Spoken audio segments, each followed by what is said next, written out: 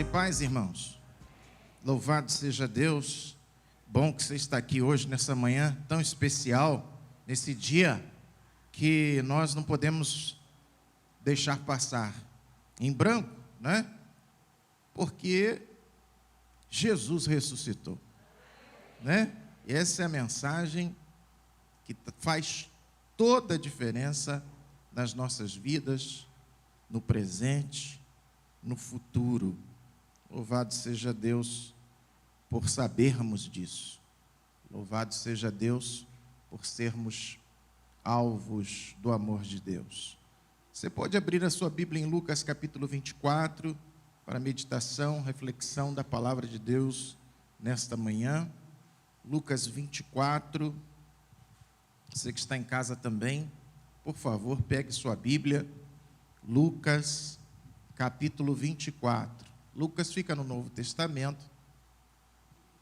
Então, você abrindo aí a Bíblia no Novo Testamento, você vai encontrar Mateus, depois Marcos, depois Lucas.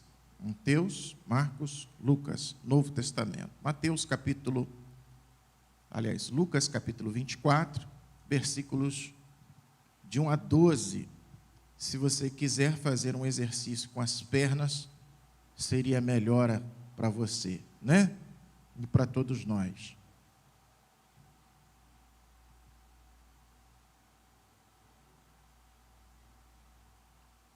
Diz assim: mas ao primeiro dia da semana, alta madrugada, foram elas ao túmulo, levando aromas que haviam preparado. E encontraram a pedra removida do sepulcro. Mas, ao entrarem, não acharam o corpo do Senhor Jesus. Aconteceu que, perplexas a esse respeito, apareceram-lhes 2 varões com vestes resplandecentes. Estando elas possuídas de temor, baixando os olhos para o chão, eles lhes falaram: por que buscais entre os mortos ao que vive? Ele não está aqui, mas ressuscitou. Lembrai-vos de como vos preveniu, estando ainda na Galileia, quando disse: importa que o Filho do Homem seja entregue nas mãos de pecadores, e seja crucificado e ressuscite ao terceiro dia. Então se lembraram das suas palavras, e voltando do túmulo anunciaram todas estas coisas aos 11 e a todos os mais que com eles estavam. Eram Maria Madalena, Joana e Maria, mãe de Tiago. Também as demais que estavam com elas confirmaram estas coisas aos apóstolos. Tais palavras lhes pareciam como delírio, e não acreditaram nelas. Pedro, porém, levantando-se, correu ao sepulcro, e abaixando-se, nada mais viu, senão os lençóis de linho, e retirou-se para casa, maravilhado do que havia acontecido. Muito obrigado, Senhor, pela tua santa palavra.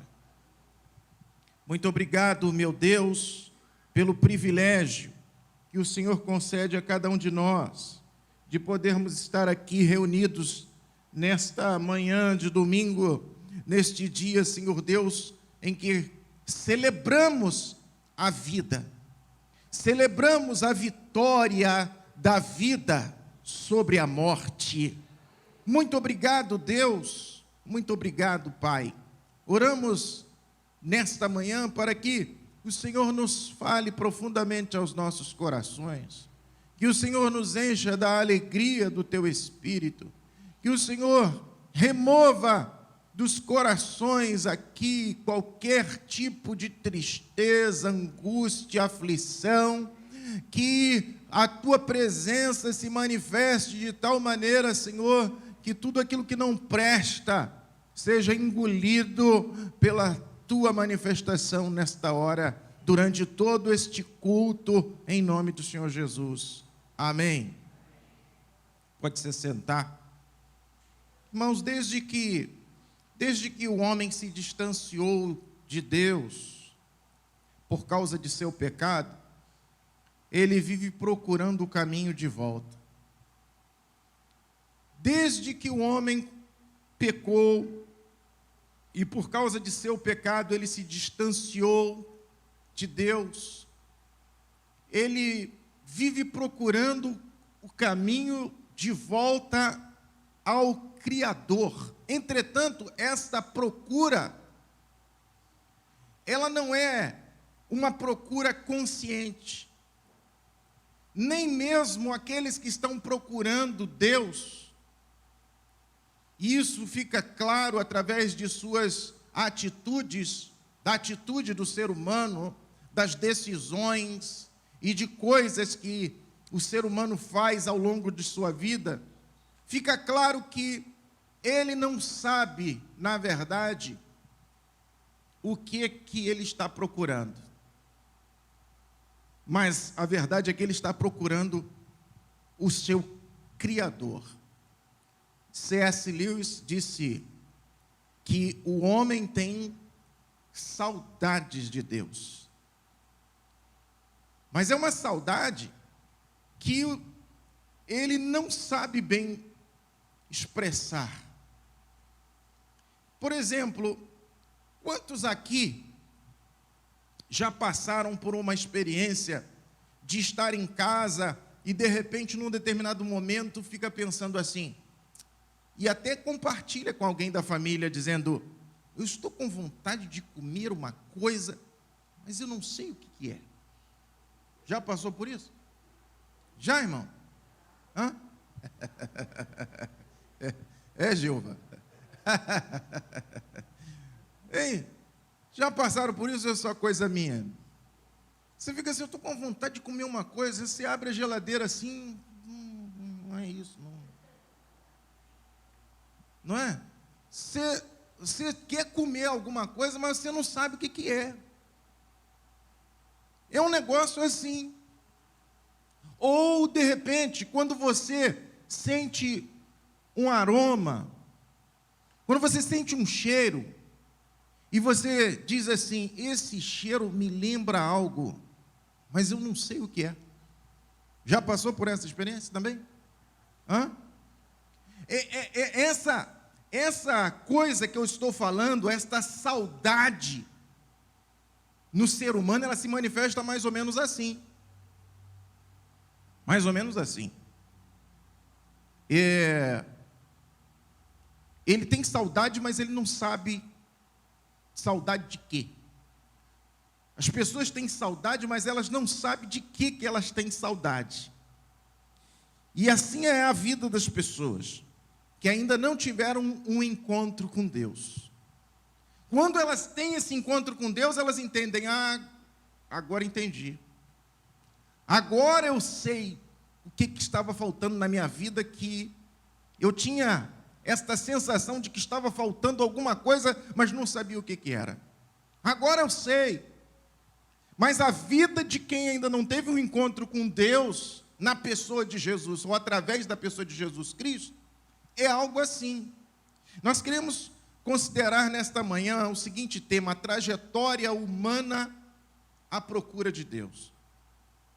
A trajetória humana, ou a trajetória das pessoas, a trajetória em busca ou à procura de Deus. Em primeiro lugar, irmãos, quase sempre as pessoas procuram Deus nos mediadores errados.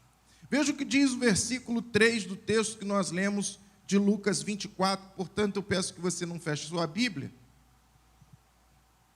Lucas 24, versículo 3 diz assim, mas ao entrarem não acharam o corpo do Senhor Jesus. Olha, essas mulheres, elas também tinham saudade de Deus.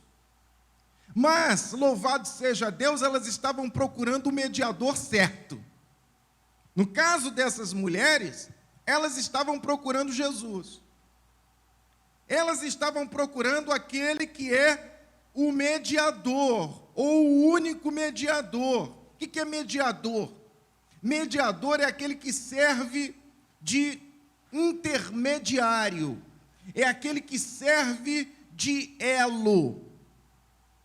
Então, lá em 1 Timóteo capítulo 2, versículos 5 e 6, na primeira parte, diz assim: porquanto há um só mediador entre Deus e os homens, Cristo Jesus, homem, o qual a si mesmo se deu em resgate por todos.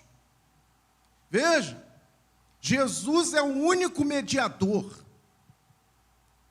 Jesus é o único mediador entre Deus e os homens, até porque, para ser mediador entre Deus e o homem, tem que ser divino e humano ao mesmo tempo, e só Jesus preenche esta qualidade. Só Jesus tem estas características. Só Jesus é humano e divino ao mesmo tempo. Ele é 100% Deus, ele é 100% homem. E ele, então, vou usar uma figura aqui que não é bem esta, mas serve didaticamente. Jesus, com a mão humana, segura a mão do homem, e com sua mão divina, segura a mão de Deus. Ele é o único mediador, ele é o único elo, porque esse elo foi rompido, nós sabemos disso, lá no início de todas as coisas, com a desobediência do ser humano. Mas, infelizmente, quase sempre as pessoas procuram os mediadores errados. Por exemplo, as pessoas acham que entre ela e Deus deve haver uma religião. Muitas pessoas entendem que elas precisam de uma religião. Tem gente até que diz assim: toda religião é boa, toda religião é importante, e todo mundo precisa de uma religião. Porque a religião, inclusive a palavra religião, vem da palavra religare, que quer dizer religação. A religião para muitas pessoas, a religião é o mediador, ou é a mediadora entre Deus e os homens. Mas isso é falso. Nenhuma religião tem o poder de mediar. Nenhuma religião tem o poder de religar Deus ao homem. Até porque religião é um sistema. É um sistema de doutrinas. É um sistema de ensinamentos. É um sistema que em um lugar diz uma coisa, em outro lugar diz outra. A religião é o que mais tem no mundo, para todos os gostos, para satisfazer a consciência de muitos. E muitas pessoas entendem que encontrou a religião, então automaticamente ela encontrou o que faltava na vida dela. Mas, irmãos, eu quando fico lendo a Bíblia, especialmente no livro de Gênesis, eu vejo aonde é que a religião começou. Porque a religião, na verdade, ela é a tentativa do homem de se conectar com Deus.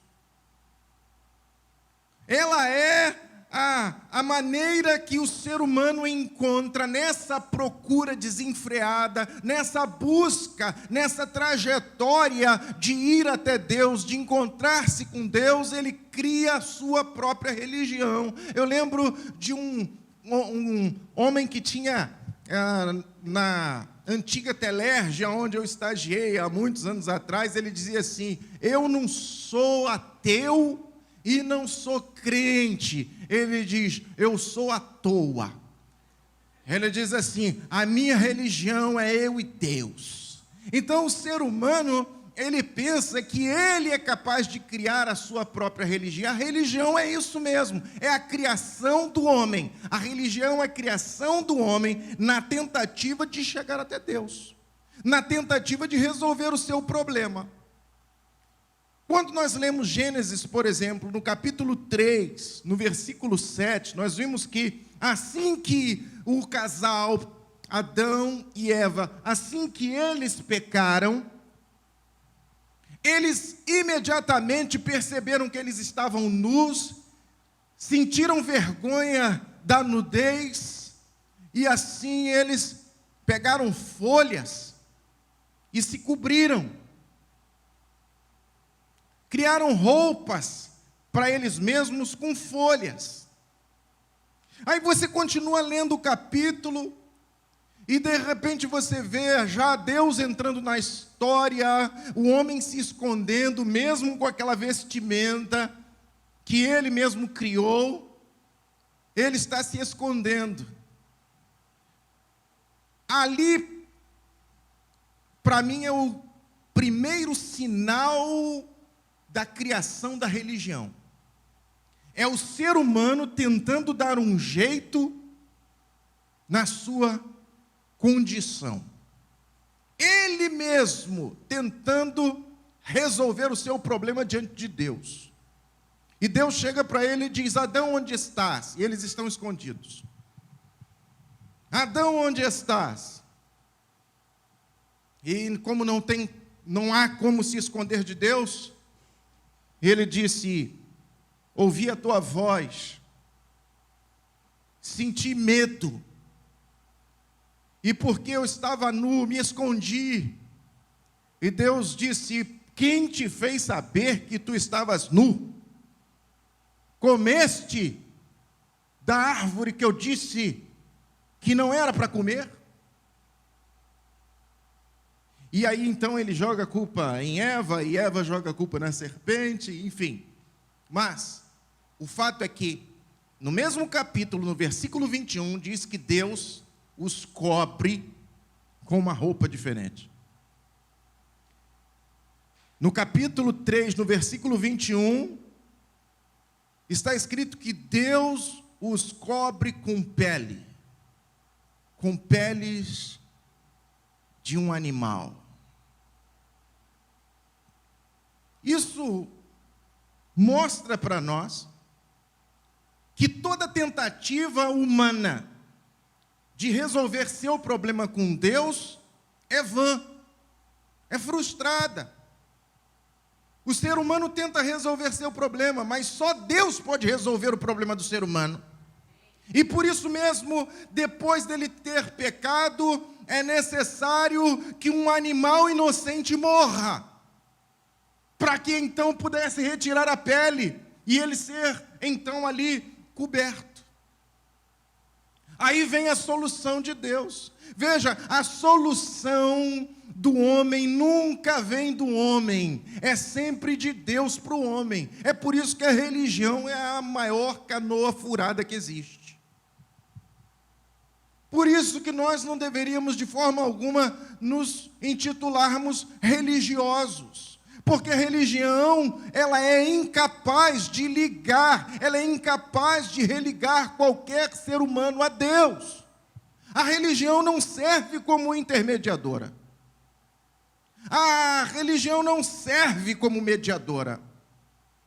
Outra coisa, às vezes o ser humano também procura outras pessoas, pessoas que são chamadas de forma exclusiva de santas, para que elas possam, essas pessoas, em geral, são pessoas que já morreram, que são consideradas santas e que viram mediadoras entre as pessoas e Deus. E as pessoas, ao invés de buscar aquele que é o único mediador entre Deus e os homens, buscam essas pessoas, como se essas pessoas pudessem fazer alguma coisa. Outra figura é o anjo da guarda. O anjo da guarda, ele é só você acender uma vela para o teu anjo da guarda, que ele vai interceder por você. Meu irmão, por favor, coloque isso na sua cabeça e nunca mais deixe sair. Só há um mediador entre Deus e os homens, Cristo Jesus. Não há outro. Não há outro. Tem gente que coloca doutrinas como mediadoras. Você já ouviu falar? Ou já leu em algum carro escrito: fora da reencarnação não há salvação. Isso também é falso. Por quê? Porque estão colocando uma doutrina como mediadora da salvação. Então, se você não acredita na reencarnação, você não tem salvação. Isso é falso. É interessante, irmãos, geralmente as pessoas estão procurando mediadores errados entre Deus e os homens. Você continua observando isso também na prática das boas obras. Quantas pessoas acham que se elas fossem, ou se elas forem boas, se elas forem honestas, se elas ajudarem ao próximo, se elas forem pessoas dóceis, meigas, pessoas agradáveis, elas vão agradar a Deus e assim elas vão conquistar a eternidade por causa de suas atitudes de bondade? São as boas obras, pessoas que colocam boas obras como mediador. Mas, meu irmão, as boas obras, a palavra de Deus diz que nós somos salvos para as boas obras. É o que está escrito na palavra em Efésios capítulo 2. Somos salvos para as boas obras e não pelas boas obras. Uma palavrinha só que faz toda a diferença. Então, irmão, por favor, entenda isso. Quando Jesus disse: eu sou o caminho, a verdade e a vida, ele está dizendo: não há outro. Não há outro. Não há outro meio de salvação. Capítulo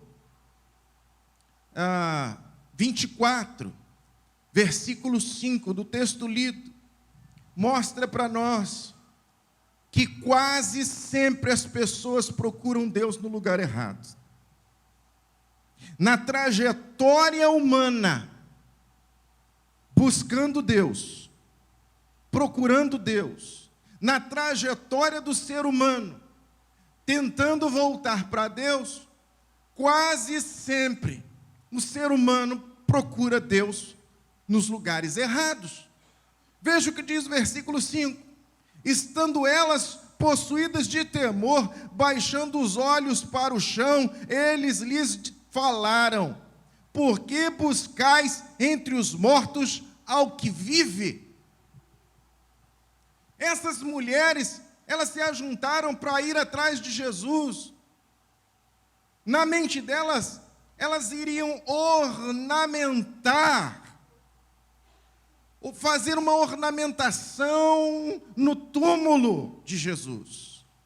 Tornar o túmulo de Jesus algo mais apresentável, afinal de contas, Jesus merecia. E as mulheres são mesmo dadas a essa questão de ornamentação, é ou não é verdade?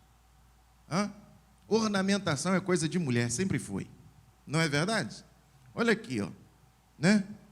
Não sei quem é que fez isso aqui, né? Essa ornamentação aqui na mesa, né? Se foi homem, tudo bem. Mas se fosse uma mulher, faria mais enfeitadinho, né? Mas se foi mulher, tá aí, né? Olha ali, rosas, flores. Tem mulher por trás desta mesa, pode ter certeza, né? Pode ter certeza. As mulheres estão sempre assim, cuidando de florear um ambiente, de enfeitar o ambiente, de tornar as coisas mais bonitas, mais belas à vista, né? Mas quase sempre as pessoas estão à busca de Deus no lugar errado. E com essas mulheres também não foi diferente. Elas vão buscar Deus aonde? No túmulo. Elas vão buscar Jesus no túmulo. E isso não é a primeira vez que acontece. O ser humano está sempre procurando Jesus onde ele não está.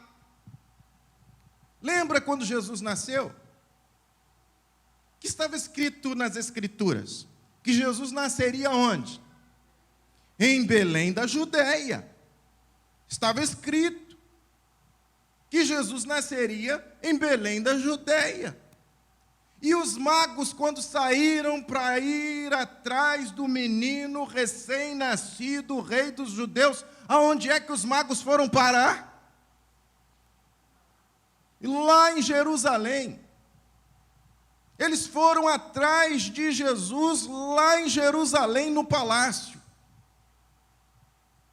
E eles chegaram lá perguntando: onde está o recém-nascido rei dos judeus? Porque vimos a sua estrela no Oriente e viemos adorá-lo. E Jerusalém ficou polvorosa. Como assim o recém-nascido rei dos judeus? Como assim? Que história é essa? E aí eles foram pesquisar nas Escrituras para saber onde é que nasceria. E aí disseram para eles: olha, está escrito que ele nasceria em Belém. E então lá vão os magos novamente para Belém. Estão sempre procurando Jesus em lugar errado. Vocês lembram quando Jesus fez 12 anos, ele foi levado ao templo para que lá ele pudesse ser sabatinado. É algo que é feito até hoje com os meninos judeus, sobre as Escrituras, o conhecimento a respeito das Escrituras. E então, diz o texto que acabou depois daquela festa, todos voltando para casa, e aí depois de um dia de viagem de volta, no meio do caminho, Maria, José, Maria para um lado, José para o outro, guardando a respectiva recomendação do distanciamento social. De repente, um vira para o outro e diz: cadê Jesus? Ele diz assim: uai, já faz um tempo que eu não vejo Jesus, ele não está contigo? Não, comigo não, eu estou pensando que ele está contigo. E aí eu acho que dali para frente foi um tal de procurar Jesus com os parentes, não é? Quanta gente está procurando Jesus com os parentes? Quanta gente que, quando você fala de Cristo para ela, ela diz assim, ao invés dela dizer, se ela já encontrou Jesus, ela diz assim: eu tenho um irmão meu que é crente. É ou não é? Hã? Aí eu tenho um filho, eu tenho um sobrinho que é pastor. E aí, você já encontrou Jesus? Não, mas o meu pai. Não, mas o meu bisavô. Não, a questão é você. E você já encontrou Jesus? Ou você acha que você vai na aba? Hein? Então, irmãos, a gente vê aqui que quando Jesus é encontrado lá no templo, os pais de Jesus chegam para ele e dizem: filho, o que você fez? Nós estamos aflitos à tua procura. Chegaram em Jerusalém, voltaram aquela viagem, procuraram Jesus em tudo quanto era lugar, até por fim encontrá-lo no templo. Olha, tem muita gente por aí dizendo assim: eu não preciso de ir ao templo para fazer os meus cultos, para cultuar a Deus, para adorar a Deus. Mas, meu irmão, no templo, onde o povo de Deus se reúne, é o lugar mais apropriado para você se encontrar com Jesus. Porque foi Ele mesmo que disse: onde 2 ou 3 estiverem reunidos em meu nome, ali eu estarei no meio deles. Então, Agora nós temos, novamente, as mulheres buscando Jesus no lugar errado. Sempre foi assim. Quem está acompanhando a novela do Gênesis, já percebeu como o ser humano, ele é idólatra desde muito tempo. Desde a antiguidade, a idolatria sempre acompanhou o homem. Por quê?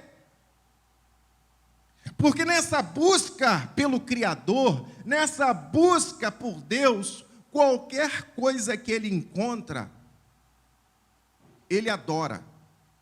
Até porque o ser humano foi feito, o ser humano foi criado para adorar a Deus. E quando este elo foi cortado, isso não foi retirado dele. O ser humano continua com a necessidade de adorar. Só que ele, não sabendo que é a Deus que ele tem que adorar, ele adora o que vê pelo caminho. Aparece uma pedra, ele adora. Aparece uma imagem, ele adora. Aparece uma pessoa cativante, ele adora. Aparece uma pessoa famosa, ele adora. Você já viu as pessoas dizendo que adoram tudo? Hã? Eu adoro chocolate. Hã? As palavras nos traem. Eu adoro esta pizza. Mas eu adoro um churrasco. O ser humano adora,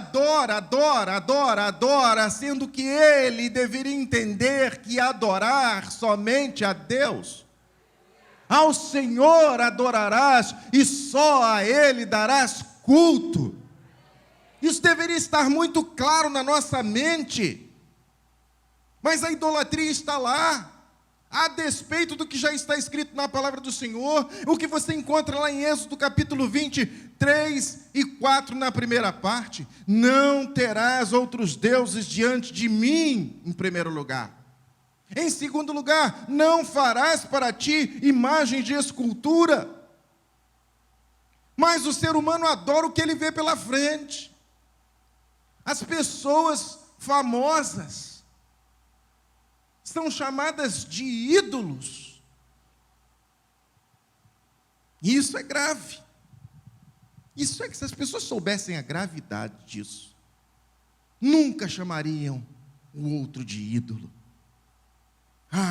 Fulano é meu ídolo, porque se ele é teu ídolo, você é idólatra. Sim, não precisa ser uma imagem de escultura para ser idólatra. Pode ser um ser humano, de carne e osso. Se você acha que ele é teu ídolo, você é idólatra. E o quanto isso Deus abomina.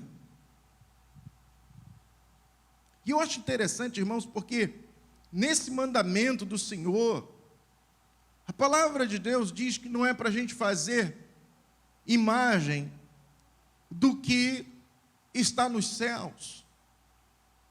Mas sabe como é que as imagens começaram? Você acha que as pessoas, os fabricantes de ídolos, eles começaram do nada?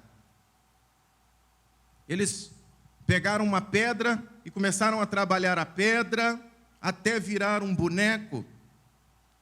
Eles pegaram um pedaço de madeira e começaram a trabalhar até que aquele virasse um boneco? Não. Não foi assim. Quando você quer construir uma casa e quer que a casa seja uma casa bem feita, o que você faz antes de começar a construir?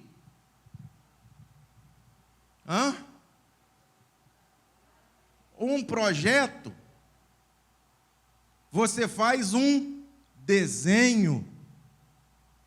As imagens começaram assim. Na verdade, a arte é a mãe das imagens, pelo menos no cristianismo.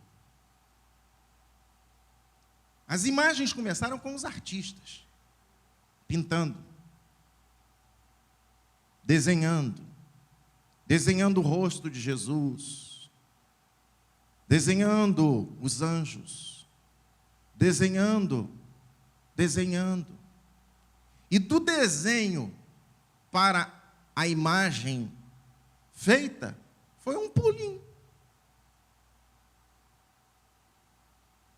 Então, meu irmão, minha irmã, a idolatria pós-moderna é a adoração dos famosos, a adoração de si mesmo, a adoração do dinheiro.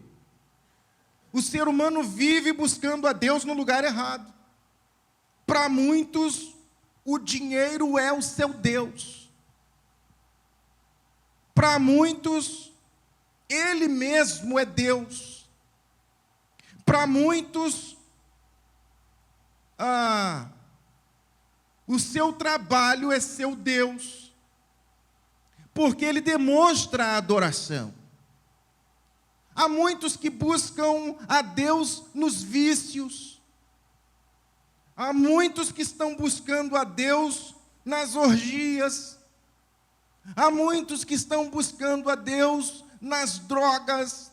Meu irmão, quando você sair daqui, que você estiver indo para a sua casa, preste bem atenção, quando você passar em frente a um boteco, que você vê lá pessoas já mais para lá do que para cá, enchendo a cara, pode ter certeza de uma coisa: essas pessoas estão buscando a Deus sem saber que é isso que elas estão buscando. Quando você passar por uma boca de fumo e lá você encontrar pessoas comprando maconha, cocaína, crack, seja lá o que for, pode ter certeza, o que elas estão procurando é Deus, sem saber que é a Deus que elas estão procurando. O ser humano vive procurando Deus em lugar errado. Terceiro lugar, quase sempre as pessoas dão ouvidos às sugestões erradas acerca de Deus. Quase sempre as pessoas dão ouvidos a sugestões erradas a respeito de Deus. Veja os versículos 6, segunda parte, também o versículo 7 e o versículo 8. Olha o que diz lá. Os anjos, vendo as mulheres lá no túmulo, os anjos disseram para elas: lembrai-vos de como vos preveni, ou seja, de como vos preveniu Jesus, estando ainda na Galileia, quando ele disse: importa que o Filho do Homem seja entregue nas mãos de pecadores e seja crucificado e ressuscite no terceiro dia. E o versículo 8: então se lembraram das suas palavras. Então se lembraram das suas palavras. Mas, irmãos, antes delas lembrarem as palavras de Jesus, uma delas, eu não sei quantas mulheres tinham ali, porque o texto não diz quantas. Ele diz o nome de algumas: Maria Madalena, Joana, Maria mãe de Tiago, e diz que também as demais. Quantas eu não sei, mas digamos que tivesse lá 10 mulheres, 12 mulheres. Mas isso começou com a ideia de uma. É ou não é verdade? Você não faz um encontro de 10, 12, 15 pessoas, com todas elas tendo a mesma ideia.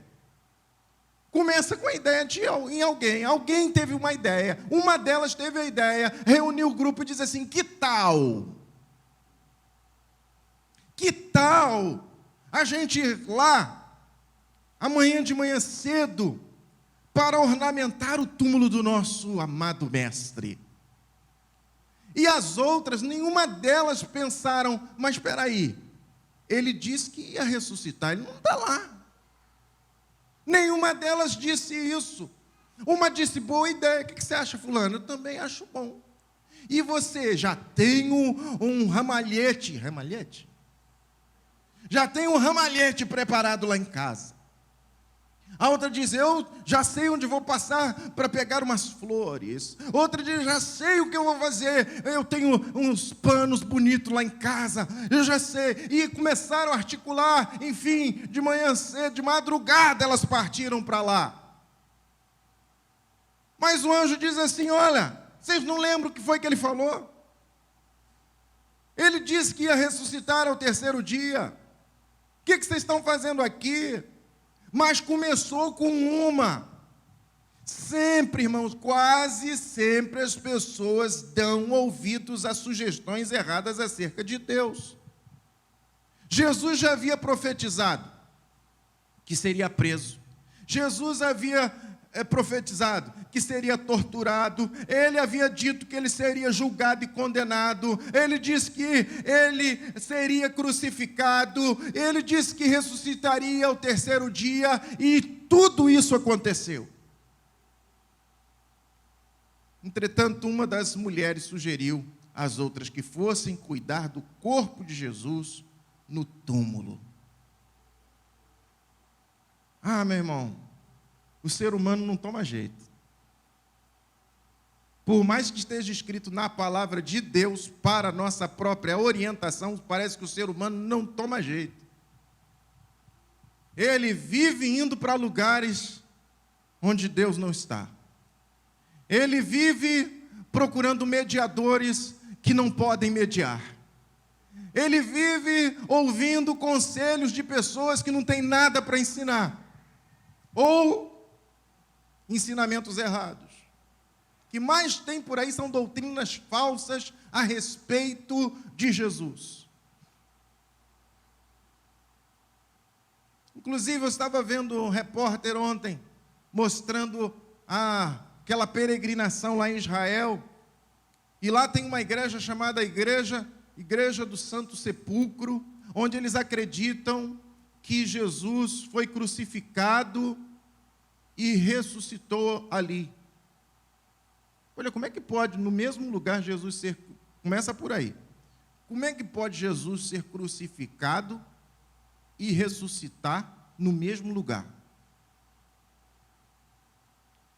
As pessoas vão lá, tem um lugar lá onde as pessoas colocam a mão para serem abençoadas, tem uma série de coisas. A Igreja do Santo Sepulcro fica lá dentro da cidade de Jerusalém. Quando você lê a palavra de Deus, a Bíblia diz que Jesus foi crucificado do lado de fora da cidade. Como é que pode ter uma igreja que diz que o lugar onde ele foi crucificado está lá dentro de Jerusalém? Irmãos, os crucificados eram crucificados no caminho, onde todos passavam como sinal. Isso aqui é um sinal para vocês verem o que acontece com os desobedientes. É na beira da estrada, do lado de fora da cidade. As pessoas vivem procurando, sabe? Às vezes eu tenho a impressão que para algumas pessoas religiosas ao extremo,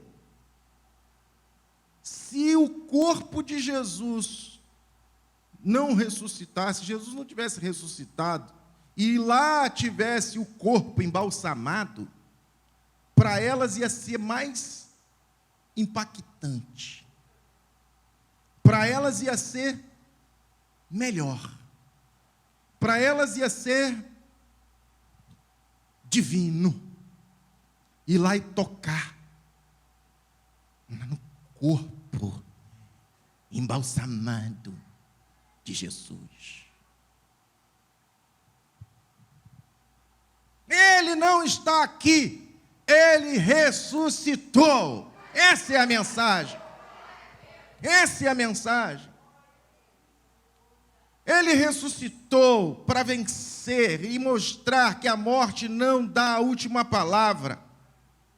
Não dá a última palavra. Quantas pessoas, ao aconselhar umas às outras a respeito de Deus, ensinam elas a fazer coisas absurdas. Olha, eu sei, todo mundo tem uma receita. É ou não é?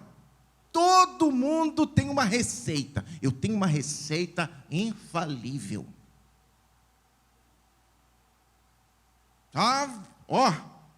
Tem umas plantas que, se você fizer uma vassoura com aquelas plantas e der umas vassouradas na tua casa, olha, o céu vai descer. Olha, Tem um sacrifício. Já viu pessoas com o joelho ralado de se sacrificar para Deus se agradar delas? Alguém ensinou. O pior de tudo é que quando essas pessoas, que forem salvas, chegarem no céu, e o anjo olhar para a marca dos joelhos dela e ver aquele monte de joelho ralado e aquelas marcas todas no joelho, vai dizer: precisava de nada disso. Precisava de nada disso. O caminho de Deus é o caminho de graça, não é o caminho do sacrifício. As pessoas cismam que para ir até Deus elas precisam se sacrificar de alguma forma. E literalmente, desde a antiguidade, pessoas são sacrificadas para tentar agradar os deuses. Um dos deuses que existiam no passado chamava Moloque, onde as pessoas ofereciam seus próprios filhos. Uma estátua enorme de bronze, com as mãos estendidas, os braços estendidos para frente, uma fenda nas costas. As pessoas esquentavam, aqueciam aquela estátua, colocando fogo ali dentro, e os pais vinham com seus filhos, achando que para agradar a Deus tinham que entregar seus filhos a Moloque, e colocavam as crianças nos braços dessa divindade. As crianças fritavam ali, os tambores rufavam, e quanto menos os pais demonstravam emoção, mais a divindade aceitava aquele sacrifício. Meu irmão, lembre-se do que Deus disse. Lembre-se do que foi que Jesus disse. Não fique aí indo atrás do que se fala, do que se diz. Autoflagelação. Como é que as pessoas estão celebrando a Páscoa hoje? Feliz Páscoa. Toma um ovo de chocolate para você. Feliz Páscoa. E quando eu era pequeno, eu achava que uma Páscoa boa era aquela Páscoa que tinha muito chocolate. E na minha época não tinha só ovo de chocolate, tinha também ovo de doce. Uns ovos que parecia bala. Uns ovos açucarados. Então, quando a gente ganhava aquela cestinha, de manhã, a gente já acordava pensando naquela cestinha de cartolina, toda enfeitada, com um monte de ovinhos. Feliz Páscoa. O que a Páscoa tem a ver com ovo de chocolate, meu irmão? Ainda tem gente que diz assim: ovo de Páscoa. Até crente fala assim: eu vou comprar ovo de Páscoa. Né? O que tem a ver o ovo de chocolate com a Páscoa? O que tem a ver o coelho com a Páscoa? Alguém te ensinou errado. Tem sempre alguém para ensinar o caminho errado. Então, meu irmão, em nome de Jesus, a Bíblia é a carta de Deus ao homem. E a Bíblia diz que ele viria. E ele veio. 30 milhões por ano é o número de Bíblias que as sociedades bíblicas produzem por ano. Esta palavra profetizou, que é a palavra de Deus, profetizou que ele seria traído. Ele foi traído. Disse que ele seria julgado e condenado, e ele foi. Disse que seria açoitado, e ele foi. Disse que ele ressuscitaria, e ele ressuscitou. E esta mesma palavra diz: ele voltará. Prepare-se. Esta palavra acertou em tudo. Acertou em tudo. Ele virá. Ele veio. Ele será traído. Ele foi. Ele será maltratado, açoitado, julgado, condenado, e ele foi. Ele será crucificado, e ele foi. Ao terceiro dia ele ressuscitará, e ele ressuscitou, está vivo pelos séculos dos séculos, e ele mesmo disse: eu voltarei. E uma das coisas que ele disse é: comam do pão e bebam do cálice. O pão representando o seu corpo, o cálice simbolizando o seu sangue. Ele disse: quem tem parte comigo, assim como eu ressuscitei, em outras palavras, vão ressuscitar também. Quem crê nele vai desfrutar do que ele desfrutou. Quem crê nele se envolve com ele. Quem crê nele vai para o mesmo lugar onde ele está. E essa é a nossa convicção. Essa é a nossa esperança. Amém, meu irmão?